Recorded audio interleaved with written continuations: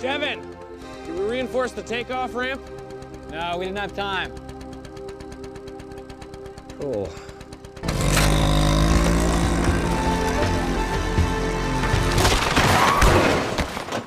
Oh, shit. Are you okay? Welcome everybody to the week 5 edition of the Empire League podcast. Scott, happy to have you. Yeah, good to be here. Feeling mighty fine after the last victory this week. An absolutely ridiculous performance from a team that nobody wants to talk about. So, quick update on league fees. In case you haven't seen, I did put a new League Safe link in the chat. It is pinned, so I highly encourage you guys to go and find that, pay up as soon as possible. For contrition update, I want to just, because this does involve our league fees, anybody who decides to do the $20 contrition fee, feel free to leave that off of your original league fee submission. Just put your $20 in for the league, and I will take care of any contrition payments at the end of the season once I have a full list of everyone that's chosen that option. On that same contrition update note, and Scott, feel free to jump in here if I say anything that you disagree with, but we definitely want to continue to see these videos get done. We know that it's been a topic of conversation in the chat. So we are adding a sort of last resort, if you will, option for everyone, which is to come here on the pod. And that might seem like a nice and easy thing to do with the two commissioners, but be careful what you wish for. That's all I will say. To wit, Nolan will be joining us later on in the program, fresh from his anal cavity search that I did on him this weekend. And he'll have to answer some very real questions about why he is continuing to be the lowest scoring team in league history. Yes, he will. So I wanted to just make sure that everyone knows, like, I still want to see those videos.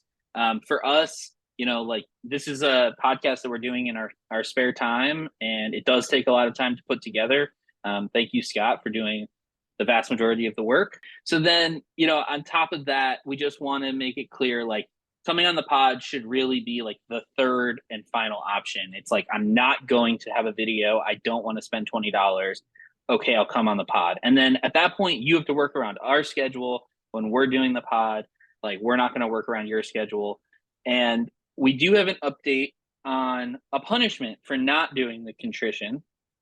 So if you don't put in your $20 and you don't make a video and you don't come on the pod, the league commissioners will be changing your team name until you have done one of those things. And we will not be picking a name that you enjoy. And it will stay as that name until you have remedied the situation. Yes, it will. So if you want to choose to not participate in the contrition, I feel like we've created a number of options for doing so.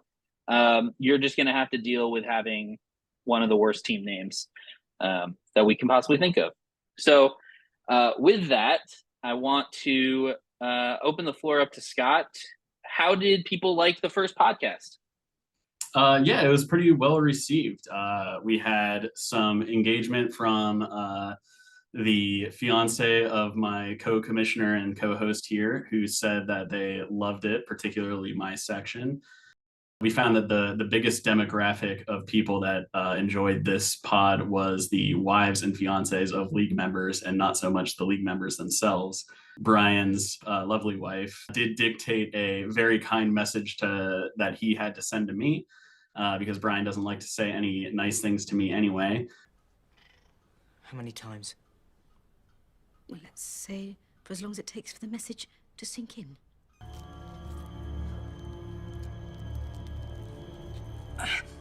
So we appreciate her support. We had people who weren't even in the league reach out and say that our content was so fire that it belongs on ESPN. Couldn't agree more. And then, we got some notes that it was great, but it just needed to add some goofy backgrounds in the back of our Zoom feeds. So, fuck. I don't know. Is this funny? What the fuck are we even doing here? One of the segments I would say that was the most popular in last week's podcast was Killing Unicorns Corner. And thankfully, I can't imagine that we have another one of those. Do we? No, of course not. They take a lot of time to put together. I beat Nolan by 150 points, could have been a million. My bench put up almost double his point total. This isn't a time for me to do victory laps. I was expected to win and I won, so I'm not going to subject you guys to listening to my bullshit again.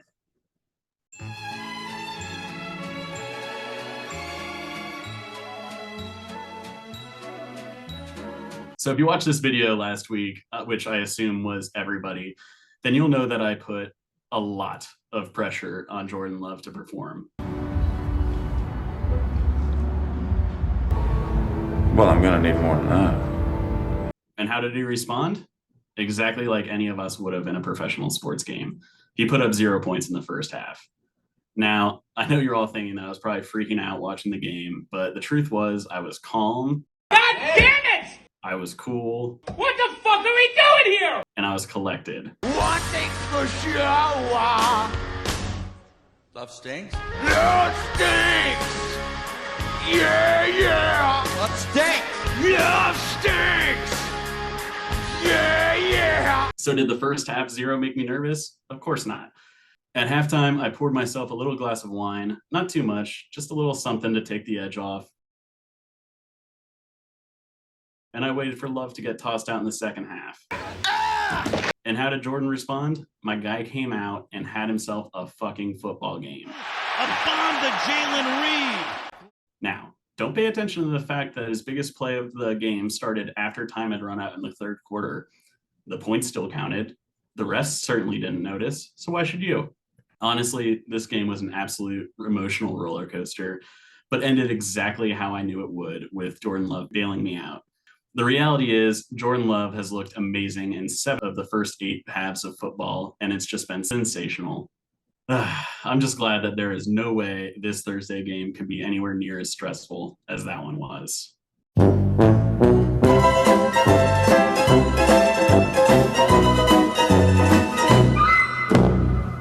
Well, that was extremely unfortunate that we had to suffer through that for a second consecutive week. Sure, that won't be a weekly occurrence. It should also be noted that Josh Allen went out and had himself a game as well. My man threw 4 touchdowns, got tired of throwing, so then he ran in for a 5th. And Justin Fields may have found his way out of the field.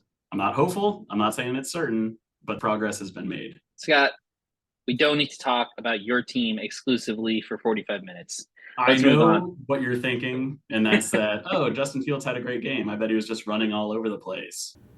False. He was the most accurate quarterback that the Chicago Bears have ever had, setting a record for most completions in a row. All right, scoreboard in review. An absolute ass-whipping extravaganza between the Killing Unicorns and Moto Panakeiko. Stop!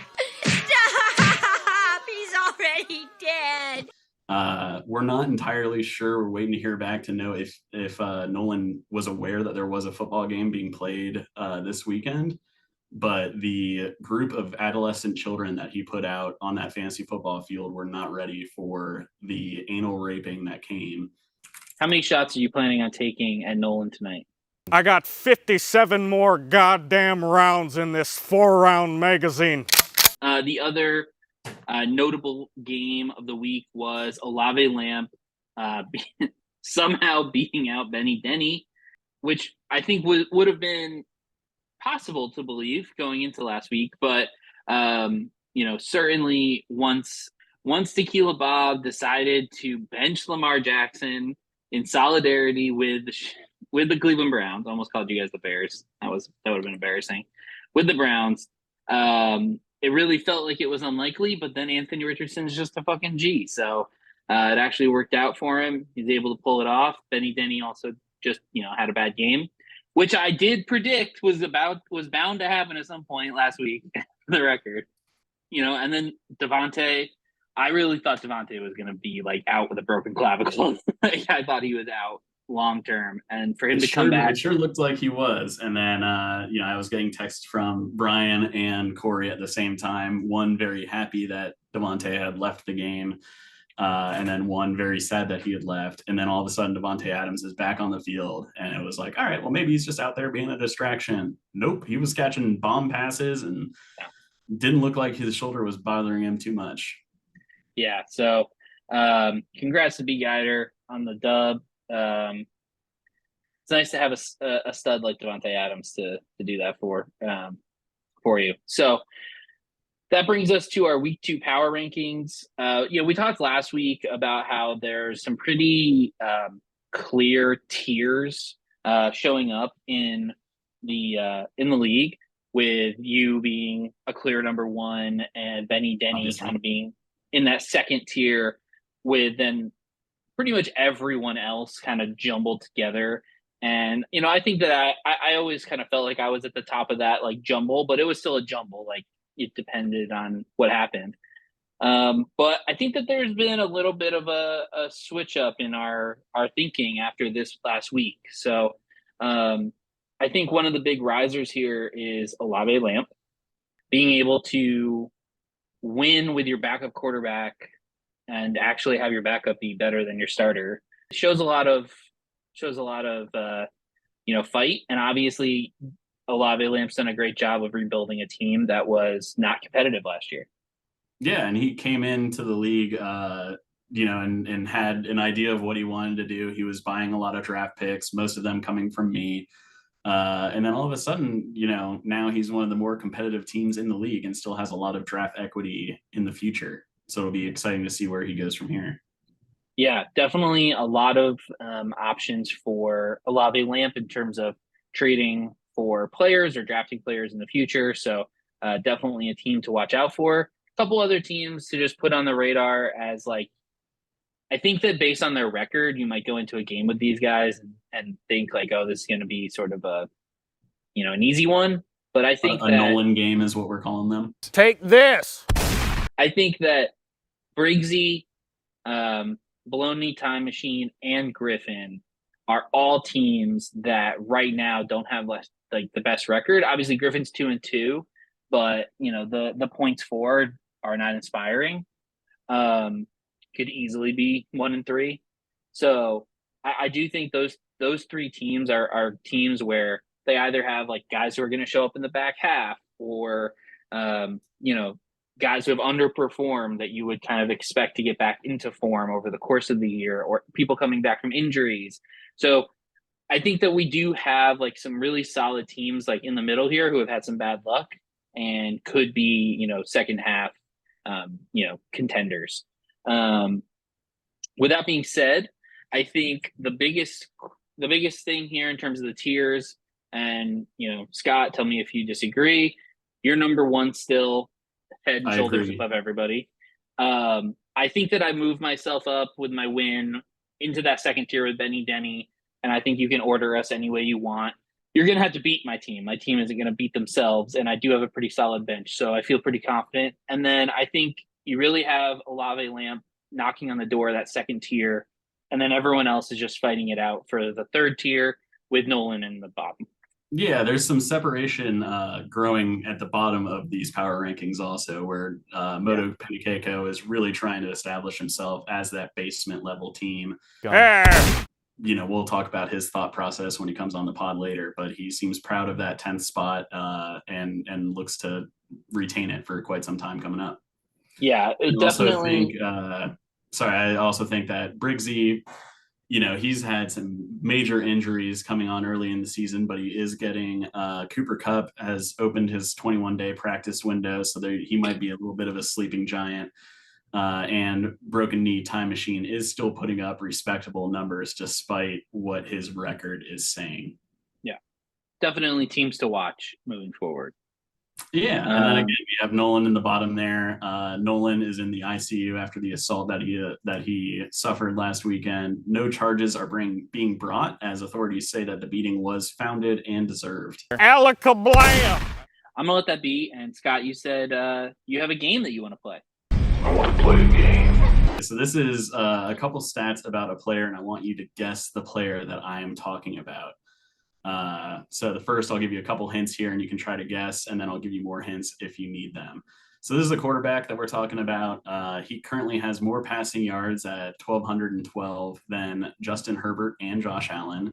He has more completions at 94 than Pat Mahomes and Jalen Hurts, and he has a higher QBR than Trevor Lawrence and Joe Burrow.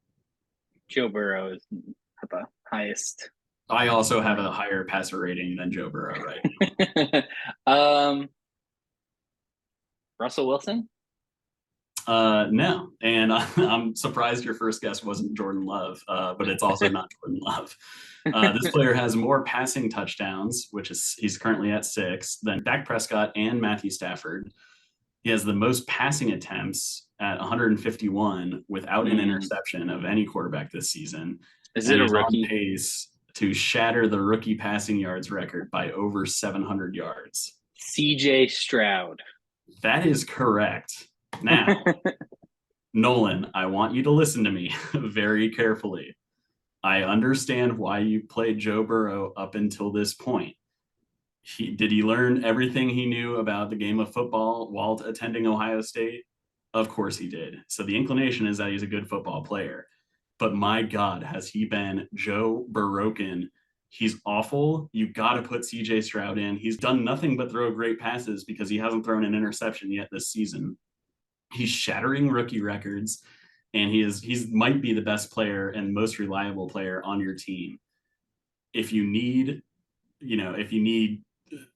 permission to bench Joe Burrow, you have it. All right, put him on the bench, put CJ Stroud in, and one of 3 things are going to happen. Either number 1, you play CJ Stroud and he has a great week and Joe Burrow has a great week on your bench. Cool. Then you got some options.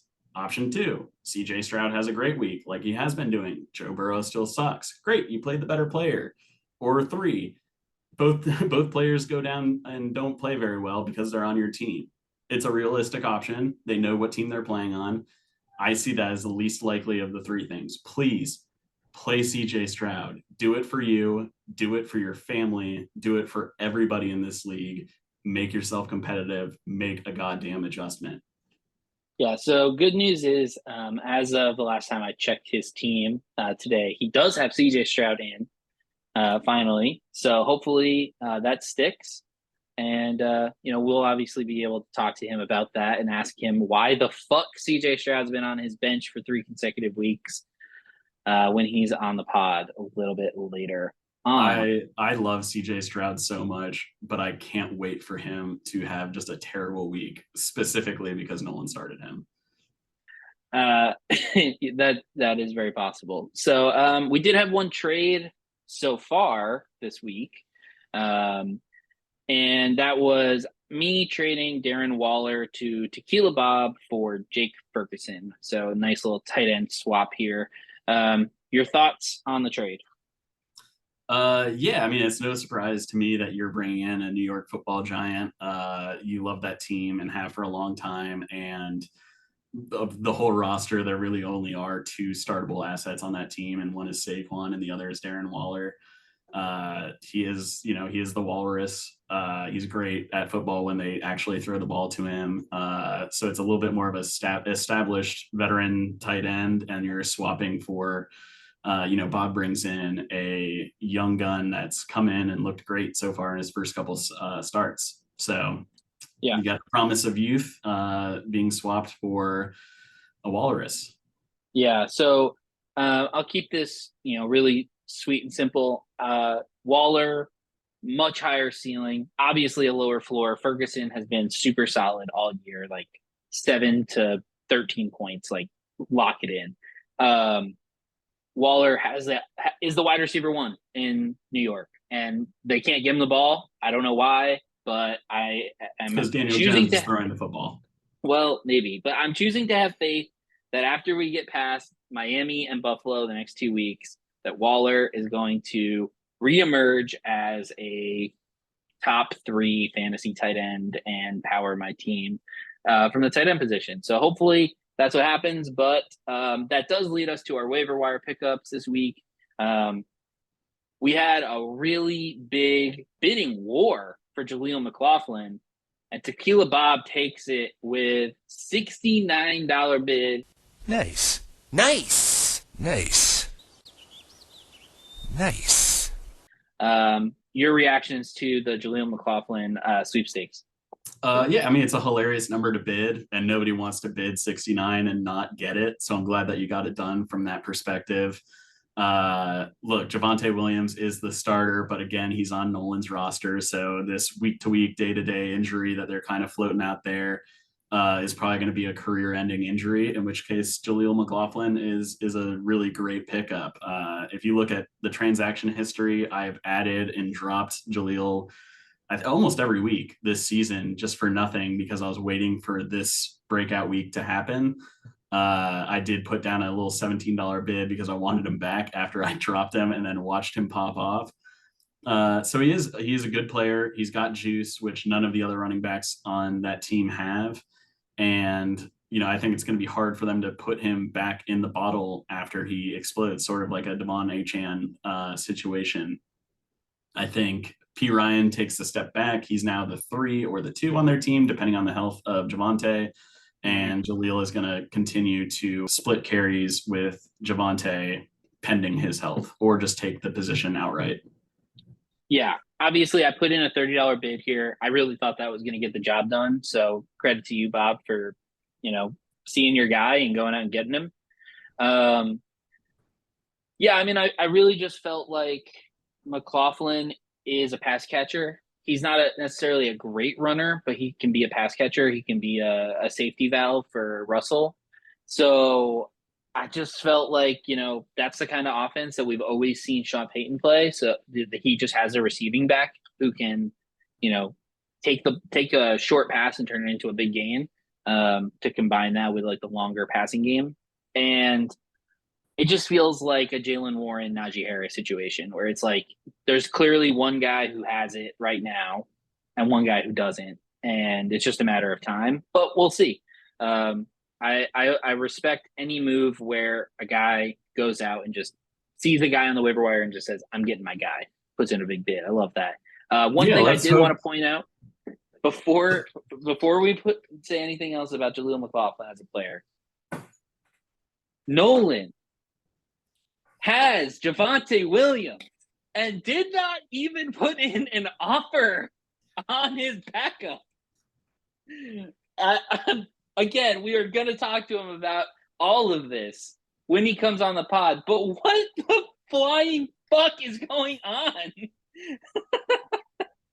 How do you not make an offer on the guy who's taking your guy's starting job? Like, it's just shocking to me.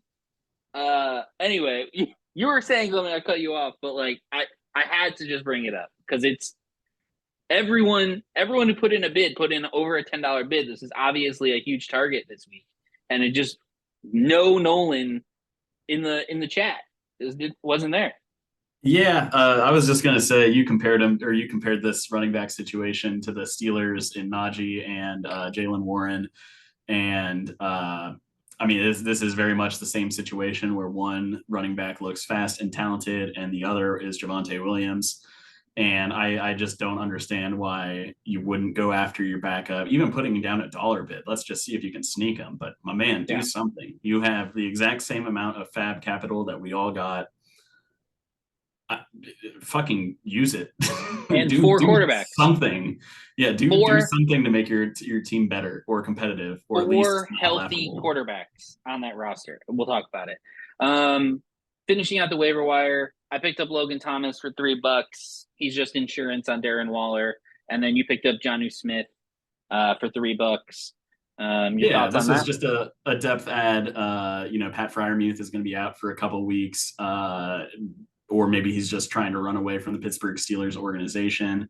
Either way, I look at the waiver wire and I see the tight end 1 on the Atlanta Falcons and also the leading pass catcher on that team. He has completely taken the position over from Kyle Pitts, domestic terrorist. And again, this is a player that could have been had by anyone in the league. And the one player that needed him the most did not put a bid down on him. Yeah. So,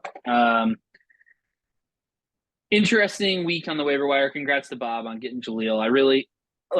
I hate to see a competitor become better, but I hope it works out. I really do. I think it would be hilarious if. Or we'll all be laughing at you for dropping a stupid bid.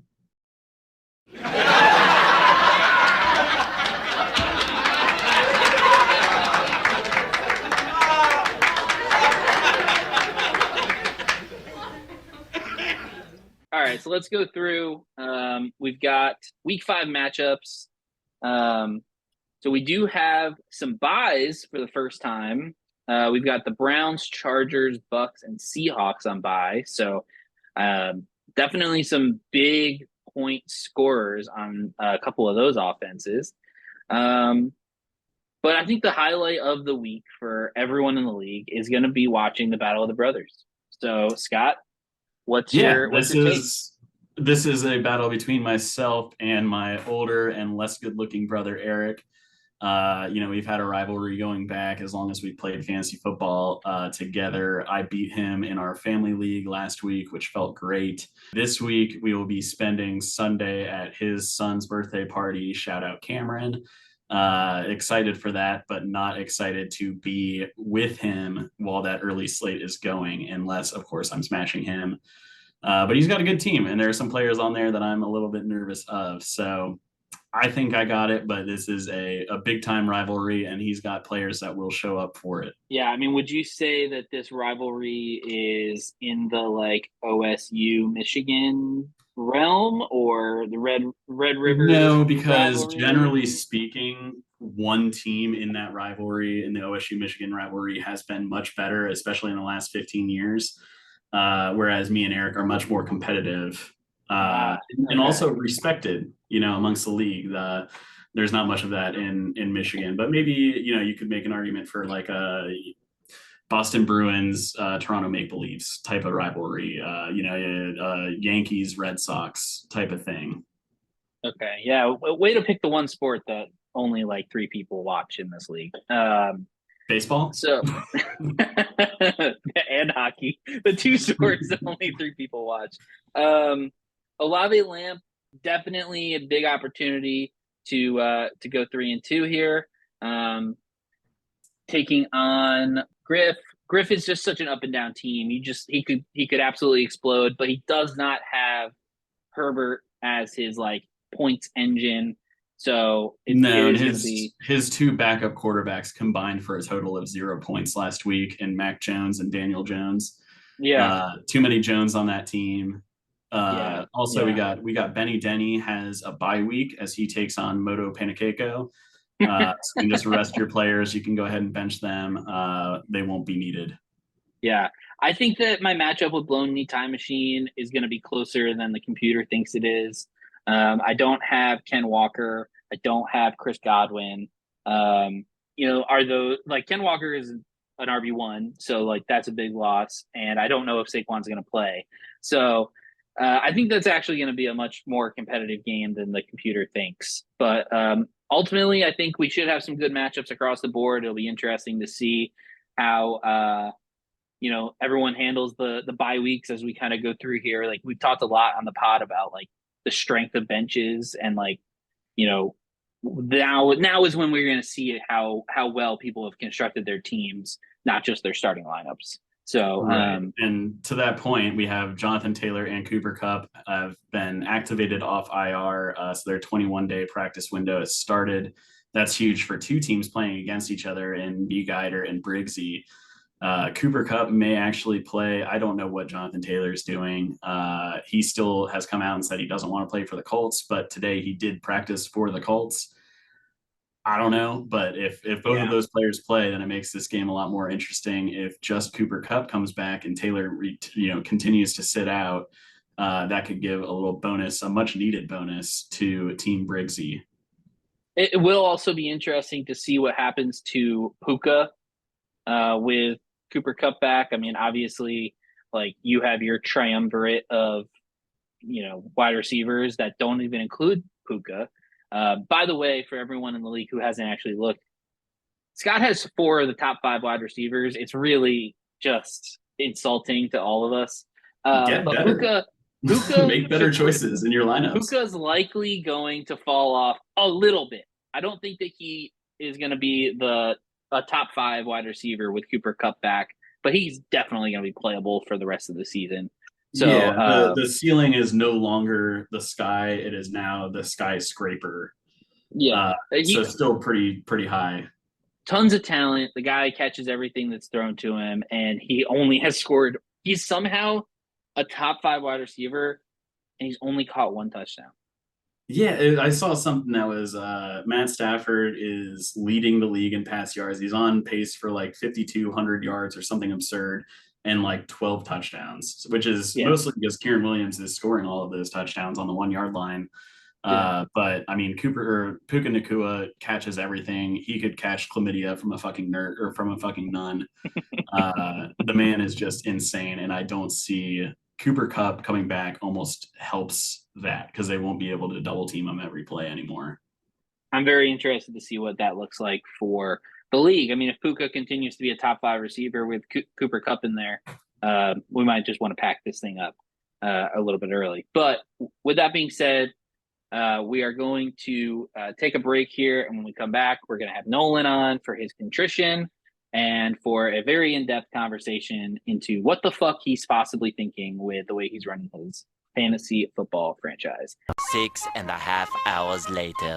As promised, we do have Nolan here on the pod, ready to participate in his contrition by appearing. So, Nolan, welcome to the pod. Thank you very much. I'm happy to be here. It's been a slightly tough start to the season, but I feel very, very confident about the future of my franchise, despite being currently in 10th place. But I'll let you guys get back to your thing, and then we can focus on me in a second. I mean, we're focused entirely on you, my friend. I promise.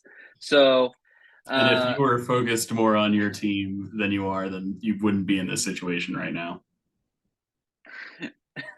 That I'm not sure is true. Well, let's get into it. So I think one of the biggest questions. What gives you the right?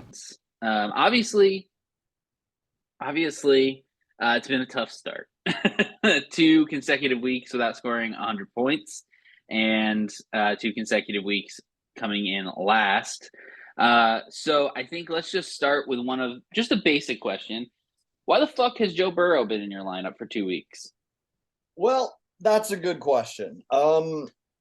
So I remember back when we were doing our draft, of course, and I drafted both Bryce Young and CJ Stroud. There was quite a bit of commotion at the time about, if that was a good idea or not. I believe Andy called it insane or something like that. But my reasoning for that was my only quarterback at the time was Joe Burrow.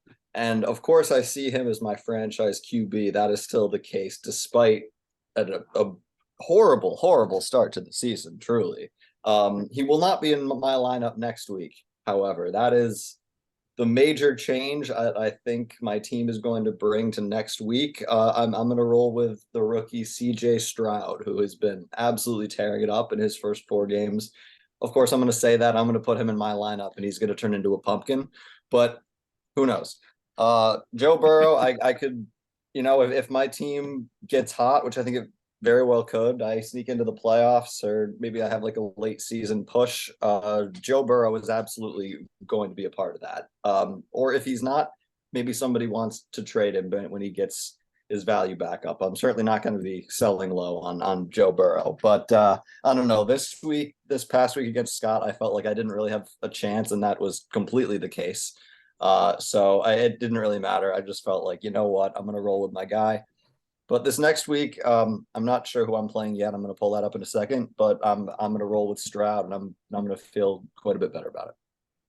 So not for nothing, but it does matter what points you get, even when you lose, because the way the seeding works is point based. If there's a tie, so it's true. I suppose sticking with Joe Burrow through 4 weeks.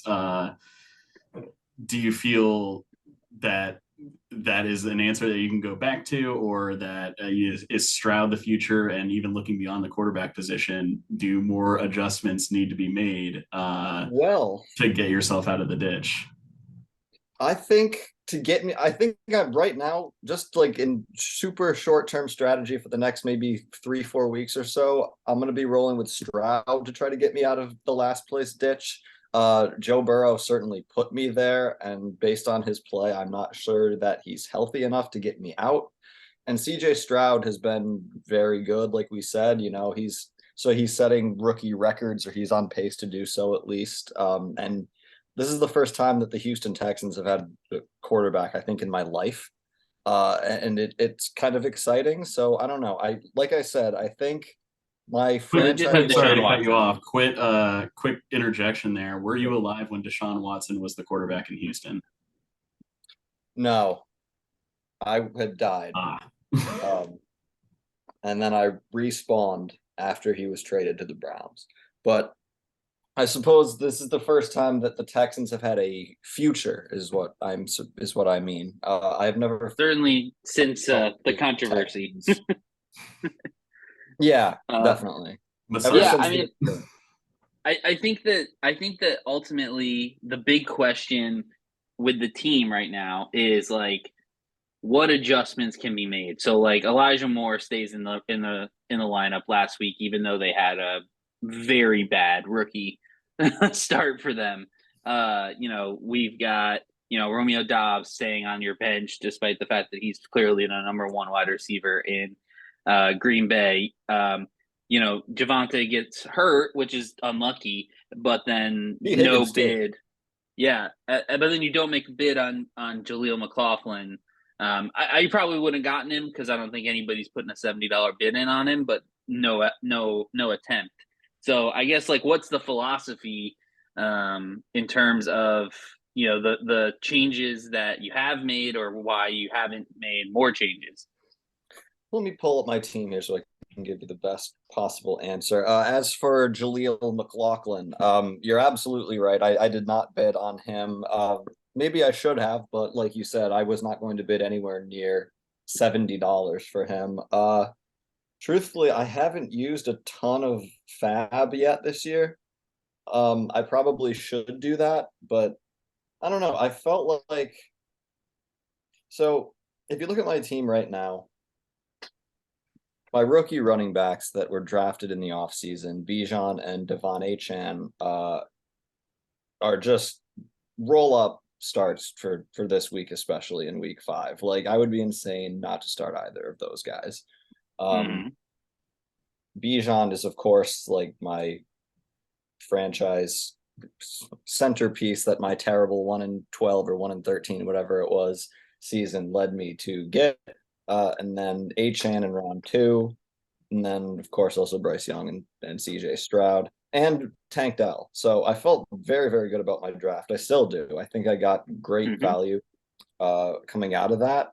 But as for the first few weeks, who I've been starting, well, like we said, Devontae Smith and T. Higgins are just automatic fire up in my wide receiver slot.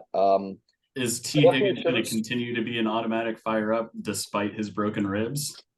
Well, probably or not. Are you reading the injury reports for your own team? Yeah, I know.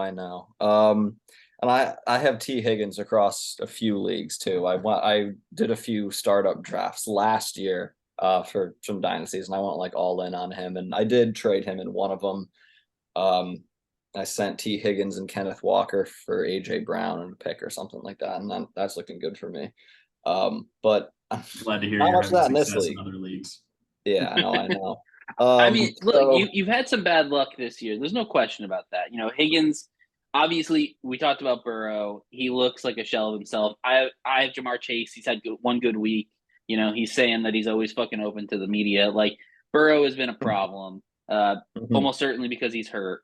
So you've had some bad luck, but it just feels like there's not a lot of. I mean, the one player that I know you picked up this year is Sam Howell, even though you drafted 2 rookies and had Joe Burrow. So, like, can you kind of walk me through the thought process of like not trying to pick up better players? I don't really think I have too many players that I want to drop. And I know that sounds a little strange coming from a last place team, but if we want to go down my roster, I would like to do that. Yeah. Obviously, Yeah, let's do nobody it. in my starting lineup is going to be dropped. Like, Including Kyle Pitts. yes, Domestic including terrorist Kyle Pitts. Pitts, who is not Yeah. even the number one tight end on his own team. Yeah, ridiculous. Joe Burrow, Sam Howell, Bryce Young, not going to drop any of those guys. Madison, starting running back, not going to drop him. AJ Dillon maybe could get it dropped, but like I don't want to do that even. Jerome Ford, starter now in Cleveland. Chart could be dropped, I think. Elijah Moore, I don't know. I don't want to drop him, but it doesn't seem like the ceiling is quite there for him. I suppose in a 10-team league, maybe I should have him on a shorter leash than I suppose I have.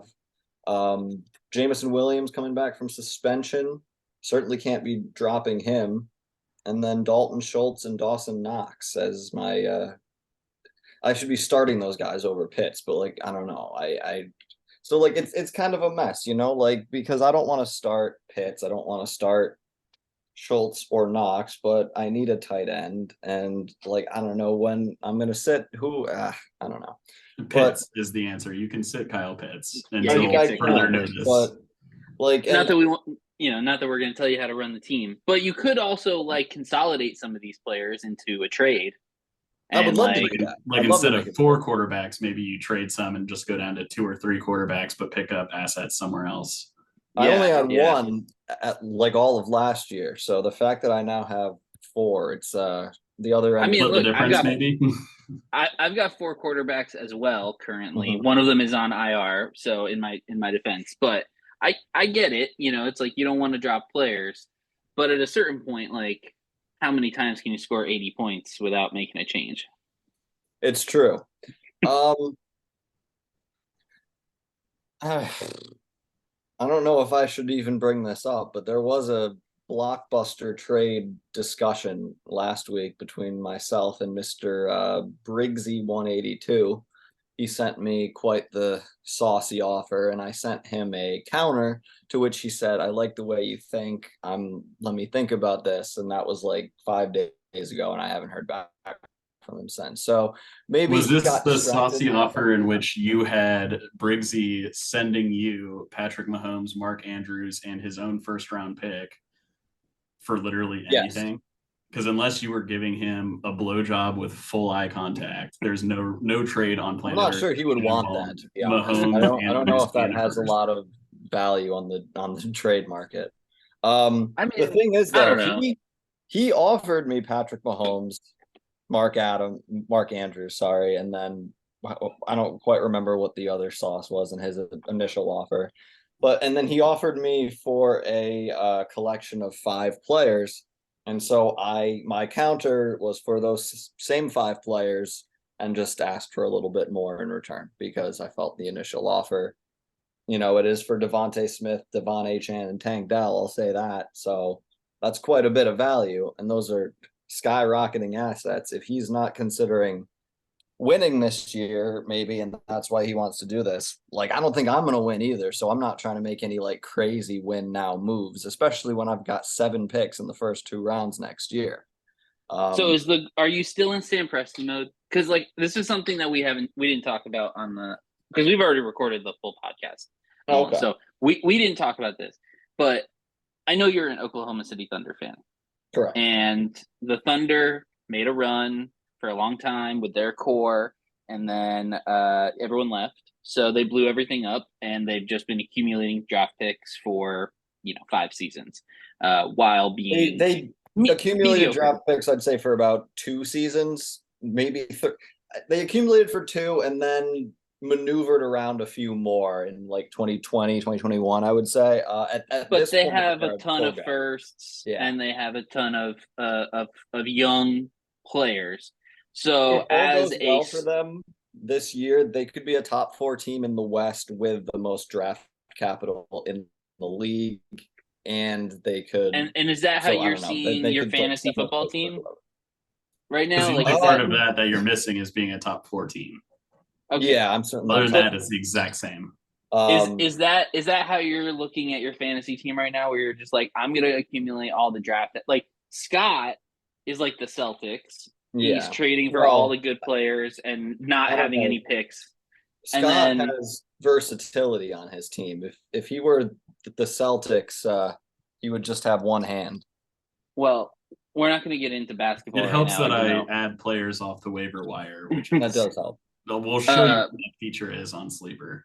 But I do think that, like, you know, it's like, do you still look at yourself as a rebuilding team, or are you trying to compete?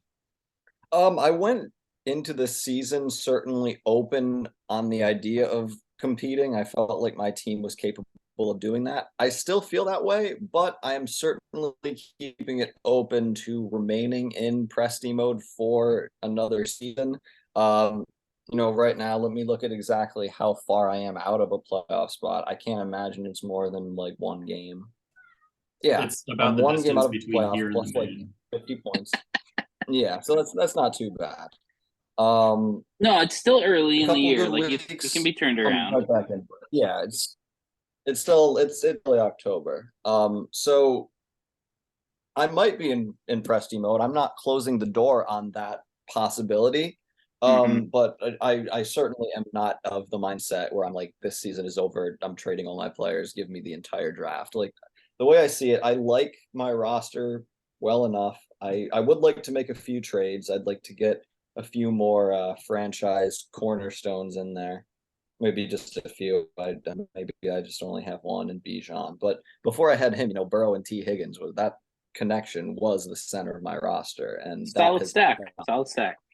And it brought you right to the number one ever pick. Yeah, and that has not been there at all. So I'm not surprised that my team is in last, given I think that there's quite a bit of competition in this league. I mean, Scott's team is obviously way ahead of everybody else in points, and then Benny Denny as well is up there. But aside from those teams, like, I'm way behind, and my team has been off to an awful start. I've been getting like 3 points out of the quarterback spot every week. So, like, do I think that my season is over? Absolutely not.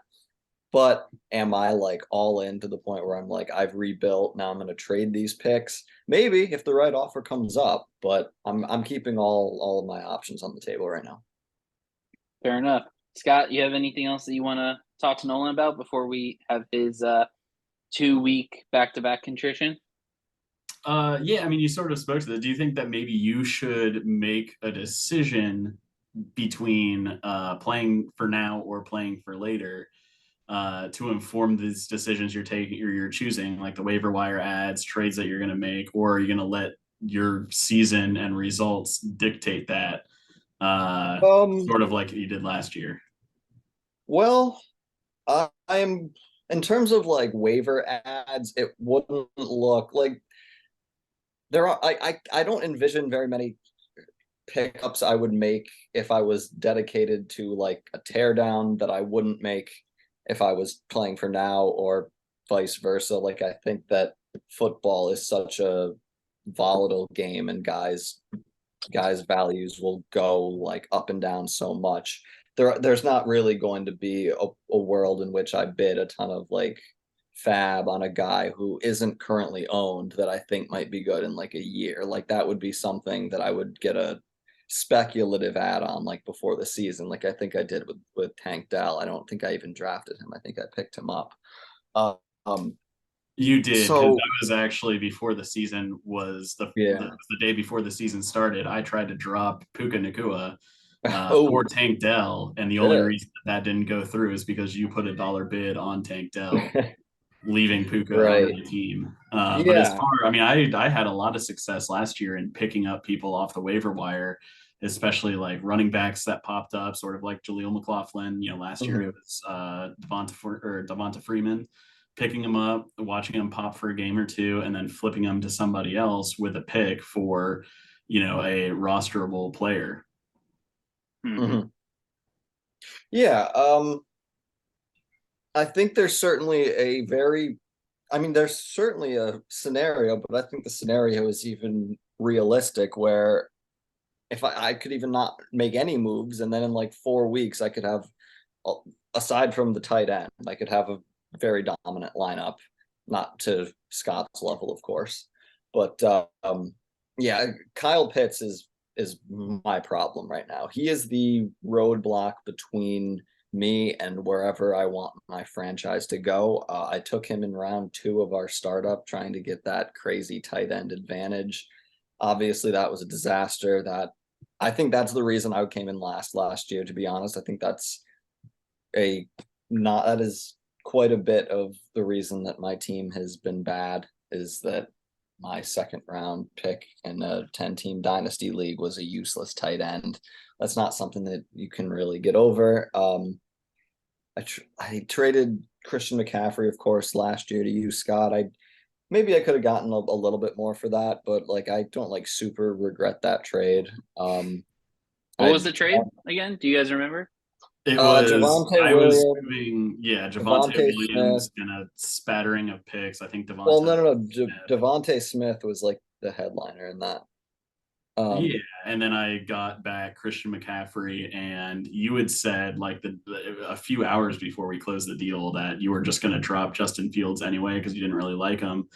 And so I was like, I'll throw in another 3rd round pick if you want to slide him my way instead of, sending him to the waiver wire. Yeah. And then that, I'm of course, okay was the not week having before Justin he went. Fields. There was a time last year where I probably thought that I fucked up on that. But I don't know. Now, if I had Justin Fields, it would just be 5 quarterbacks projected 15 points instead of 4. So I don't know.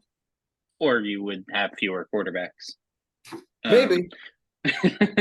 I mean, it is worth saying that after a year and 4 weeks, that it might just be more than only Kyle Pitts being the holdback, and maybe it is time to look at some of these promising players that you have and the arsenal of picks that you have coming up, because as you make those picks, you are going to have to drop people from your roster, and you have 45 picks, I think, in next year's rookie draft, if my notes are correct. That's pretty close. Some of those could be paired with a Kyle Pitts to go get a Mark Andrews or a Travis Kelce or Jonnu Smith, who is the number 1 tight end on the Atlanta Falcons. He is available. Yeah, I don't know how to really handle that because, I don't know. Like I said, football value is so volatile. If the Atlanta Falcons decide that Arthur Smith is not the answer, who knows what Kyle Pitts becomes. But not to say that I'm confident that's going to happen. What I know is he is there and as employed as the head coach, it's best just to stick with what you're doing and not change a thing. Yeah, you'll be locked into that number 1 overall pick. Caleb Williams will feel right at home with the other quarterbacks in your room. I wouldn't be taking Caleb Williams number 1 overall next year. That if I have the first pick, that would be silly. You're right. Sam Howell is much better. Yes. Okay. Yeah. Well, we'll let you get to your Marvin Harrison. Your contrition proper here. My screen is frozen here, but I imagine you have something cooked up over there. I do. Yes. And then if you want afterwards, you can run through your picks for week 5, and then if you want to end on a little note, a little send off, just your vibes for your optimism for where your franchise has to go over the next couple weeks. Sure. Before I get into that, I would like to say I am wide open for trades. I love to make deals. I know I haven't made a ton in this league, but to be honest, that is because the offers that I received last year and some this year from one particular league member who is not on this call have been such dog shit that out of spite, I didn't want to trade with anybody. But yeah, I mean, I've heard that note not just from you, but from other people. And I think next week we're going to talk about trades. Andy and I will. Yeah, but I would encourage you to just start the conversation if you don't like the offers you're getting. Yeah, and also I just haven't had that experience because I've built my team almost exclusively off trades. Mm-hmm. And really, I think the bottom line comes down to if you want to get an impact player, you often have to trade away an impact player. Yeah. And I see a lot of people are not willing to do that. That's not just you. I'm just talking about the other. No, I think that's absolutely true. And I do think that to an extent that's true about me even. I'm, like I said, I'm in a few dynasty leagues, and I do think that I can be a bit stingy with my high upside guys if I'm trying to make a deal for somebody else. To be honest, I haven't made as many trades this year in fantasy football, and a lot of that is because I was in 2 dynasty baseball championships up until the end of week 3 that were taking up more of my time, and I won them both, so it was worth it. But yeah, I would like to Well, make you seem to be doing amazingly in every league that isn't this one, and I'm happy. It's true. Literally, this is the one league that I'm just awful in, and I can't understand it. And it's been 2 years in a row. Last year, if you want to count the last season, the last league. And like I don't think that I have the worst team in the league this year, but that's been the case with Joe Burrow for sure.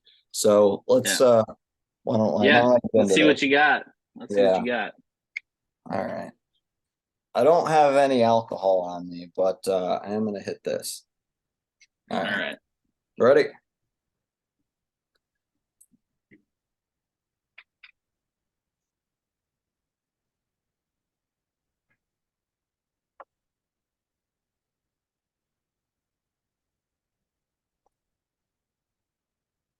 There you go. That's one. That's one week done. All right. So we'll get week 2 here, and then go ahead and make your picks. Give us a little send off, and then Scott and I will say good night to everybody. You got it. While I'm packing this, by the way, if you guys want to cook up any hypothetical deals, I'm all ears. I mean, I just want to see your team be competitive, Nolan. That's what I want to see. I'll give you Joshua Kelly for Kyle Pitts right now. Hey, there's an offer. Thanks. I'll give you Jonnu Smith for Kyle Pitts right now. That's number 1 tight end on the Falcons for the number 2 tight end on the Falcons. I'll just say, and we'll talk about this more next week when we talk about trades, but I think that one of the biggest things that I've seen, and I'm guilty of it myself, is sometimes we tend to overvalue future production over current production. I think that we tend to overvalue guys that we drafted. I think we tend to overvalue guys that, we really have a belief in. But I'm getting a trade offer right now. But I think that I think that ultimately when you want to make a move, if you really want to make a move, you'll make the move. And you got to be willing to give up guys that you think are going to be good in the future. I think that if you had Jahmyr Gibbs, I know that Griffin has him, but that's a guy that has a ton of upside, but I would trade him because right now he's being overshadowed by David Montgomery. So it's it's stuff like that where it's those are the kinds of moves that when you're not very good, you can sort of package these guys who do have a lot of upside and say, I'm going to go get good players right now and be competitive. And I think that's what Scott was saying. And this isn't just about you, but I think that's what Scott was saying about at what point do you have to pick a philosophy and stick to it? Yeah. Absolutely. And I think largely I have kind of stuck to my philosophy of rolling out of last year's teardown. It could be I didn't quite hear what you said, so after I'm done here, I'm gonna have you repeat that. But I think that I've stuck to my philosophy of maybe even a 2-year rebuild if that's what it ends up being. I mean, like I said, I'm still pretty confident in my team's ability to compete, but honestly, Scott's team is so goddamn good right now that I'm not even sure it's worth trying. And I might also have you guys repeat to me the caveat for how the league ends. If somebody wins too much, I know that it's if Andy wins this year. So if 2 one years in a person row wins, or 3 years total. Okay. Yeah. Three times. So we'll also mention that we're on a bit of a time constraint due to I see it. I see it's I see we only got 8 minutes left. So let's do week number 2 contrition, and then we'll do your picks, and we'll call this thing a day. Copy.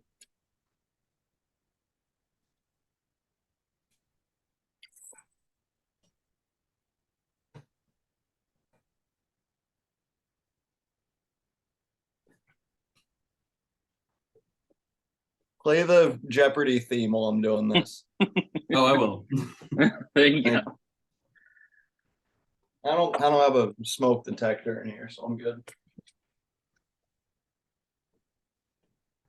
All right. So we've got 2 weeks of contrition taken care of, represented. I hope everybody's happy.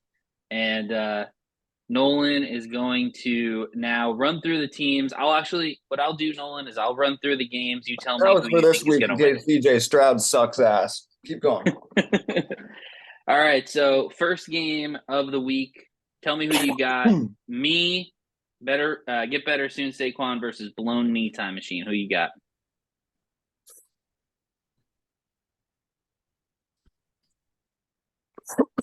Okay. So looking at that matchup, Quickly looking at that matchup. Yeah, we do only have about 5 minutes. I see it. I don't see any way that Andy loses this because with Nick Chubb out, I think blown knee time machine needs to do one of two things: either commit to the rebuild I did last year or trade me his first round pick for Jerome Ford. One of those two. Either one. Whichever one he wants to do is up to him. But for this week, I'm taking Andy. All right, we got B Guider versus Briggsy. Okay. Boy.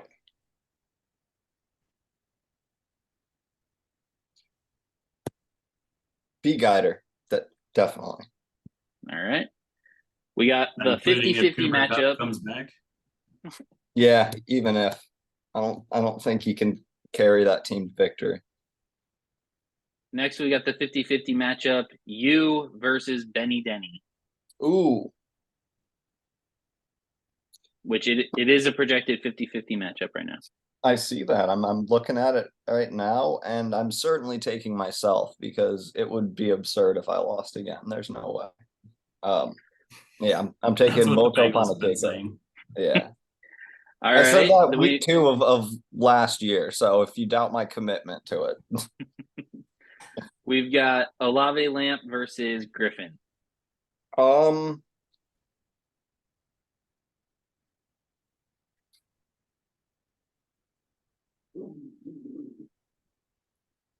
gonna go with Griffin for the upset because I think maybe Garrett Wilson will put up 100 points on Denver by himself. Who knows?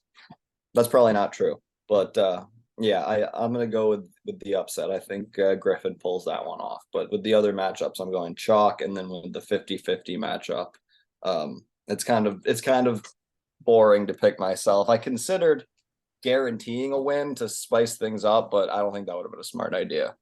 Considering, oh, I love the dog. Can we get the camera on the dog? But we can be in the pod. So we got one more matchup. Nolan, this is the Battle of the Brothers, Killing Unicorns versus Sprog's Dogs. I think Scott is going to lose. Why not? It's probably not going to happen. But that feels sort of pointed and not based on any knowledge at all. No, it's true. Calling for the upset. I did very deep analysis of that one. Okay. All right, there we go. All right, Nolan. Actually, hold on, because the other one in that matchup is the one that offered me some really shitty trades. So I don't know if I want to say he's good. I think you guys are going to tie. A bold that would be astounding. Yeah. I will bet you $20 and trade you Christian McCaffrey if we have a dead-on tie. You're going to tie also at 138 points, 0.63. Deal. That's Mark on the record, that Christian McCaffrey deal. All right, Nolan, great job. Thank you very much for joining us. For everyone in the league, thank you for watching yet another pod, and we'll be back next week. Can I just say very quickly, I hope that the next time I'm back on this podcast is under better circumstances. Thank you. We do too. It couldn't be under worse circumstances. I think it could. Scott, say goodbye. My team could be worse. Goodbye. There he goes. All right, Scott. Goodness gracious. Wow. Just an astounding conversation that I can't wait to see how that's Yeah, well, there's something to be said about, having nothing but failure for a year and a quarter of a season, and then just deciding it can't keep going like this. I'll ride this train until it eventually turns around. The train is parked at the station. It's not going anywhere. There are no wheels. It is the train that you are riding is derailed like East Palestine. Figure it out. It is the Ted Lasso mindset, the believe mindset. So unfortunately, on that note, none of his players do. On that note, I will say goodbye to everybody. Thank you guys so much for watching the pod once again, and looking forward to next week. Have a great one, everybody. Jesus Later. Christ.